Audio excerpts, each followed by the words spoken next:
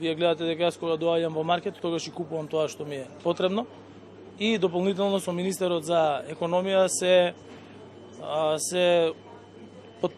го потврдуваме она кое што сме го донеле како одлука, дали се почитува или не се почитува. Не можете без камери? Втора голема разлика е тоа што ние денес живееме во услови на најголема економска и енергетска криза која што Европа ја имала после Втората светска војна. И оваа влада, за разлика од претходни влади кои што живеа во услови на економски просперитета, кои што практично ништо не направија за државата, бидејќи единствено имавме минимални плати од 8.000 денари, имавме просечна плата од 20.000 денари, сега имаме минимална плата од 20.175 денари, просечна плата од 34 и над 34.000 денари.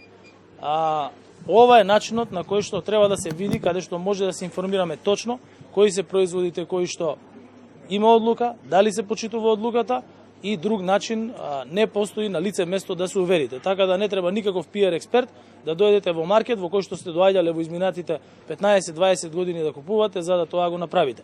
Зошто е добро да дојдат и медиумите?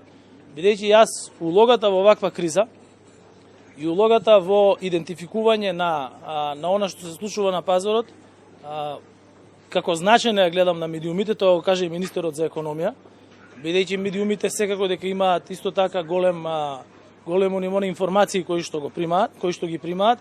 Гледате дека имаше едно прашање кое што вие сте го забележале, меѓутоа и министерот за економија веќе во текот на вчерашниот ден реагирале во делот на трговијата со јајца, откуп од страна на одредени купувачи од маркетите, кои мора да имаат 70% од нивото кое што го имале во јануари и февруари, така да улогата на медиумите и затоа се повикани е да практично информираат за она што се случува на терен, меѓутоа и да ги постават прашањата кои што практично ги интересираат граѓаните. И јас секаде каде што одам, секогаш во 90% од случаите медиумите биле повикани и каде што сме одговарале на сите прашања, и така ќе биде и во иднина.